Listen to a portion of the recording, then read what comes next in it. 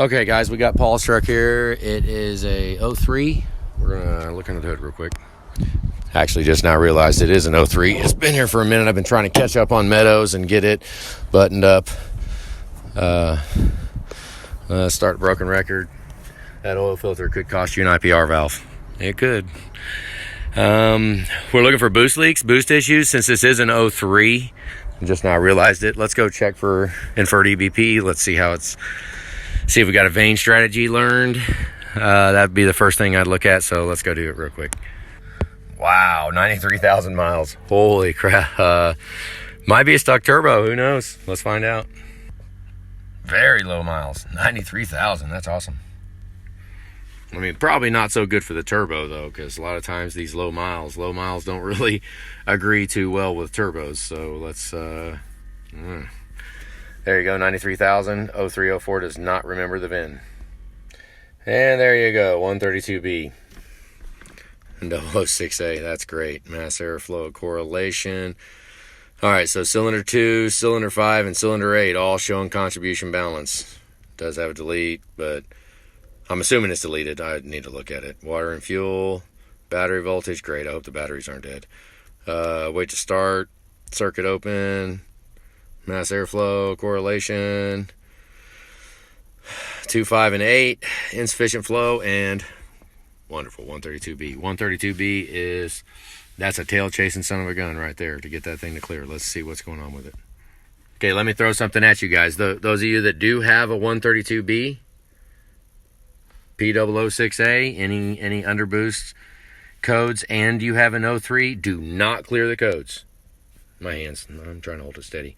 Do not clear that 132B because it'll reset the Vane strategy, and we just want to see it before we clear it. We want to look and see what perimeters. I'll show you what I mean, but right now I'm not going to clear this. We'll clear it in a second because I don't want to reset the Vane strategy even though it potentially doesn't even have it. So let's see, hang on. I'll go ahead and show you guys. We'll go in powertrain, go in engine. This is on IDS, this Ford IDS here. We'll go in there. Of course, keys on 03s are weird like that. But we'll go in, and I have a set of perimeters set up. You can go over here in the toolbox and set up your own little perimeters for what you want to see. Hang on. Oh, there it goes. It just came back. All right, so I'll go over here, and I'll go 3 diag and hit it. It'll automatically pick all the ones that we want that I've already picked out for it. Now we'll look at 132B because of stuck vanes. Yep. Okay, now that's, you can't put all your weight into that. But if it is 132B from stuck vanes and you're looking at a 93,000 mile truck, right now where my mind is going is that, it's a stuck turbo. But you can't put all your weight on that. So we're going to go look and see conditions not correct. It says VGT learn okay. So if the learn strategy is okay and that says yes, that is more leaning towards a stuck turbo. So now what I might do is go ahead and clear the codes because then conditions not correct and it will make this VGT learn okay go to no. And it'll have to go through learned events. Let me see. Learned events right here. It's saying it's at 15. Let's see. No.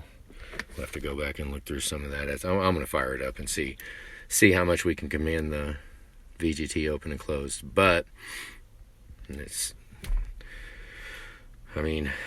doesn't say it was set by it. It's got variance. Okay. So I'm going to go ahead, let's fire it up, and I'll do an injector diag too, because we probably, with how it was explained to me, we might have injectors dropping out actually contributing to the stuck turbo. So that's the absolute drag, is that we're potentially looking at 2 issues here. So we got 0.18, 0.17 on ICP. On an 03, that is pretty close. 0.19 is most ideal, but so we're definitely close to within it. Let's see. Let me check some. Hang on. So right now, let's just go ahead and do a fire up. We got the FICM at the top. That's what we're looking at. IPR at the bottom, right there. Let's get it to reset. We'll fire it up. See if we don't want IPR to go to 84. We don't want FICM at 45. Here we go. Oh. Went to 84 for just a minute. I mean, it's been sitting here for a minute. Doesn't sound too bad right now. Let's see what it looks like cold start.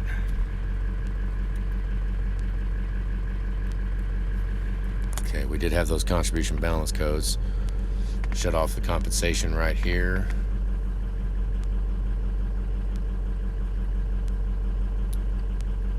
I said this is a cold start. 5's a little high. 8's a little high.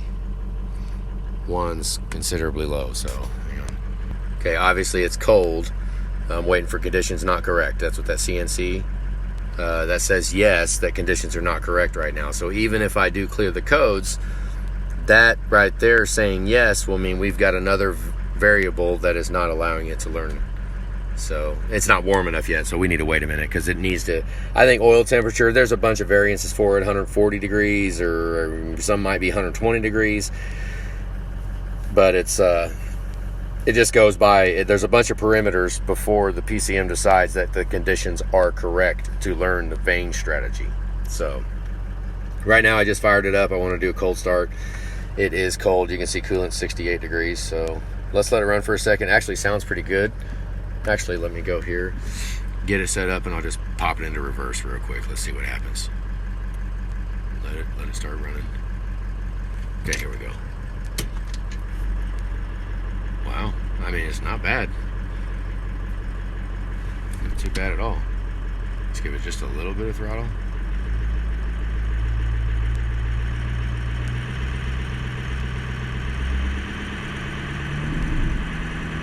There goes number 1. See number 1 dropping hard. Same with number 5. That's all I really want to do. It's not even warm yet. So 1 and 5 we're dropping. We'll get a little temperature and then we'll go drive it and check the injectors. That's what I want to check first to see. I mean, obviously this turbo is going to need some attention. Might be something else going on causing the Vane strategy not to fix, but I mean, I you know, you can call it profiling or something, but a 90,000 mile 03 that comes in with a 132B, do not overlook the fact that that turbo might be stuck. We're going to get underneath it and I'll look for any big leaks. The biggest one will be just to drive it and listen for any leaks. So if we hear any, then that'll kind of be a little smoking gun, because these 03s, I mean, they got to be sealed up, because we're talking, it reads in percentage of pounds when it's idling. It's points, like a tenth of a pound. You know, as it varies the VGT, looking for the Vane strategy, trying to figure out the Vane strategy. I mean, it does not fluctuate that much air. So, you know, a little bit of a leak, that's what I'm getting at. A little bit of a leak will prove catastrophic for actually getting boost in an 03. But obviously, so will a stuck turbo. So, okay, we got 91 degrees on the coolant, 80 on the oil. I'm going to move it around the lot here. I'm not going to drive it yet, but let's command close the VGT. Let's see what happens. Okay, we'll try this right here. I got the RPM up to 1200. Kick the RPM up. Let me find the mouse here. Okay, right now I know I used to run VGT up and down, but I quit doing that. You can go off of, where is it? Right there, VGT. Okay, now close it. No, we're building some boost. We're building a little bit. I mean, it's way low. That MGP number should be 1.7. I mean, 2 would be pretty nice. So we're not getting all the boost. But, I mean, that honestly is not too bad. So just because it threw that, let's get a little temperature in it. Let's go ahead and kick it back down. Kick that off, let it vary however it wants to do it, and then kick the RPMs down. Let's see what it. Okay, boost is way low. I didn't see the injectors dropping too bad, but boost is way low. I'm gonna go get some temperature in it so that maybe we can go ahead and clear those codes and see what happens when we try to relearn the Vane strategy, because the fact that it has a Vane strategy right now is doing nothing for it. So, I mean, if the turbo's stuck, I mean, there's no Vane strategy learning that's going to happen. Turbo will have to come off and get cleaned. And but then you still open a can of worms, because 03, 132B on an 03 does not mean that cleaning the turbo is going to fix it. There might be all kinds of underlying conditions for it, between temperatures, oil temperature, and just ambient temperature. I don't think it does ambient temperature, but right now, if it was injectors, maybe a gearbox too. If it was injectors, it would actually be, I mean, I'm moving, I'm doing 40 right now. One of those injectors would be dropping, or they would be dropping real bad when I'm getting in it right now, if it was injectors. So right now, I mean, I'm seeing a couple of them low, but they're pretty consistent all the way across the board. So, because what I'm getting at is there are many times that one turbo will make it seem like it's a transmission failure. If you ain't got no freaking boost, it'll make you, because the transmission won't shift. So that could be happening. Feels like it's happening, because I mean, I'm kind of in it pretty hard and I'm not getting no boost. Hang on. Let's just see what we get here. Okay, watch manifold pressure. I hope I get the screen in the right spot. Let's see how far we go. 12, 13, 15. I mean, so it could be worse. You know, 15 pounds. I mean, let's go back and let's see if that condition is not correct. Can go to no. Because if that can go to no, I'll clear the codes. And which it might not. I'm not even. It might not go to no until I clear the codes. But I think it does. I think that right there. I don't want to clear the codes until I see that saying no. Because if I do clear the codes and it will not go to conditions correct, I'll actually make it run worse by doing it. By clearing the codes. If we've got like an oil pressure or oil temperature or exhaust leak issues causing that 132B, it could actually run worse because it'll have even less boost. So we got to watch that. I'm going to see if I can get it to say conditions are correct. That way I clear the codes and let it relearn the Vane strategy after exercising the turbo a little bit. And then, I mean, but it's really looking towards turbo coming off. And then re-inspect, I mean, exhaust manifolds, hopefully they're sealed. I don't hear a big leaking. I don't hear a lot of leaking. So we probably, I'm just covering all the bases. I mean, if this was a 212,000 mile truck, I'd be looking for exhaust leaks.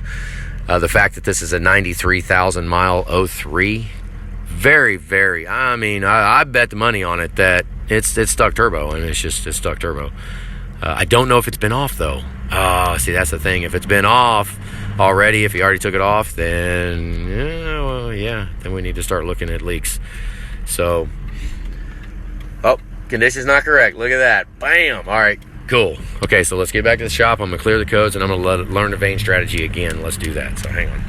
Okay, just one more time before we get back. I mean, the way this engine runs, I mean, I'm going too fast. Hang on. The way this thing runs, I drove past it, so hang on, let me back up. Okay, so here we are. Condition not correct. Awesome. Let's go ahead and shut it off, and we'll clear the codes real quick. 132Bs, though, they've caused a lot of headache. Let's see what we can do. Okay, as we're sitting here right now, it went away. Let's fire it up and see if we can get it to learn. Okay, I just drove it. Let's see. Cleared. Come on, focus in. Okay, stuck vanes. All that went to no. It's varying. Condition's not correct. That's awesome. Okay, it's learning, and I done took the Vane strategy out. Now what you'll do is you'll watch learned events right there. Gets to 6 events. Hope for the best. Here we go. Daggum, there you go. Okay, let's see what happens. It did learn. So what I like to do now when it does learn is kill it. Shut it off. Just shut it off for a minute and wait. Trying to do this one-handed, but shut it off, let it wait, let the PCM go to sleep, fire back up, make sure it still says yes, Vane strategy's okay. And when that happens, now we'll go see what it is. I want to look underneath it though. I mean, you might yank the cat off this thing, catalytic converter. Then let me go under here. Man, another thing I do is take that insulation off, but yours looks pretty freaking good. It's 90,000 mile truck. Yeah, it looks like it. It makes the hood real heavy. Probably could use some hood shocks. Put some hood shocks on if we keep that on. I mean, I believe they did all that just for heat. That is for sound, I believe. That one's for heat. On the newer trucks, they did away with all that. So that's what I'm getting at. We still have a catalytic converter and a muffler. Okay, so let's take a little look under here Honestly, it doesn't look too bad. We've got a little leaking coming from cylinder 7. Can't tell if there's a little coming from up there or shadow. No, that is a little bit up there on cylinder 1. Cylinder 7, I wouldn't call it. Now, I hope there's not a puck in there, but it looks like he's either a stealth delete or deleted. I mean, hang on. Let's look at this side real quick. A little bit of black coming out of there. Cylinder 8, little streak coming out of, which, I mean, that's not too bad. I don't know that I would, I think I'd take the turbo off before I go take the manifolds off, just from looking at this and seeing how it acts. Let's try to look at the flex joints up there. I know you can't see them. I'm using the phone as a light, so bear with me. I'm gonna go back up top. I want to look at the cooler. Okay, let's see if we can look in there. It looks like the cooler's there. Everything is still there. It's just hard to see on an 03 because of the crossover tube. See it? But the one thing we don't know is if it has a puck in it. We could tell by closing the EGR valve. Closing it, look at the intake temp sensor, open it back up, look at the temp sensor. We should be able to see the heat when it's running and be able to tell if it actually is deleted or not. These 03s are generally not known for clogging EGR. Well, we have a 401. I don't remember what the code was in it. I just grazed over the EGR code. I didn't even really look at it because I thought it was deleted. But it's looking like it's not, so. But normally if the EGR issue comes up, I mean, a clogged EGR, honestly, it's not like a clogged EGR cooler isn't going to hurt you that much. But I really don't think this EGR cooler is clogged. There's 03s just don't do it. But let me focus this. But an EGR valve that is stuck open will make it black smoke like a son of a gun, and the injector chatter will go away. It'll run all quiet like a gas burner and black smoke like son of a gun. So we're not getting any of that. We might have a range performance issue going on with the valve itself. I don't remember which one it was, 401, 403, I can't remember. I'll look back at it. But right now, I mean, as far as having a functioning EGR system on the truck, doesn't look like that's affecting us right now. That's not anything to do with the problem. So we're just looking at boost. Didn't see a lot of connection issues down on the bottom. Let's go start it real quick and drive it, and we'll see if resetting the Vane strategy, clearing the stuck, which is not gonna, but it might give you a little band-aid short term until we actually clean the turbo. So, and then, as long as everything else, because 132B is kind of like high pressure oil leaks. Okay, you get a 132B and clean the turbo, right? Now we're going to be building more boost. Now we're going to accelerate any leaks that are in the system. You know what I mean? Because we got rid of the biggest leak in the system, which would be the turbo not building boost. Now when we are building boost, it's going to push air out of all the other leak points if there are any. So, we call it garden hose effect. It works for air and it works for high pressure oil. So that terminology does. So hang on. Okay, let's fire it up, see what happens here. Let the chatter stop. Here we go. Oh, I think I hit the X. We'll see. Hang on. Okay, I did hit the X, so I had to go back out and close it and start all over again. Okay, no 132B. Conditions not correct, no. VGT learn, okay, yes. Let's go see how it performs. Okay, we'll just do a seat of the pants here. Let's see. I mean, it's a little better. I know you can't see. Hang on. I mean, honestly, it does feel a lot better. We're looking for VGT at the bottom to... Oh, you're not going to be able to see that. Let me move it up. Okay, let me get it to focus here without bouncing around. I'm going to try to hold it where you can see, but I'm trying to keep on the road too. So we don't want to see anything over... that VGT goes up to 84. That means the PCM wants more air than the turbo's pushing out. So if you see that thing staying below 84... Oh, sorry. I know you're going to have to... Yeah. I'm trying to drive here. I'm driving through them. And this thing won't stay focused. Hang on. Okay, so right now, let's go run down here real quick and let's watch manifold pressure. Holy crap, what a pain in the butt. This is going to just get upsetting. Oh, I got a school bus coming too. Oh, you're not going to be able to see it. Okay, so whatever. Yeah, it only went to like 14 pounds, so. But I got school buses coming here. Yeah, something about this ain't working. This, it's not going to focus on it. You can't see nothing. But so right now, what we've got, I mean, everything. I don't see a lot of leaks. you're not going to be able to see any numbers on here. I'm trying to drive. There's 1,000 school buses going around, so sorry about your luck.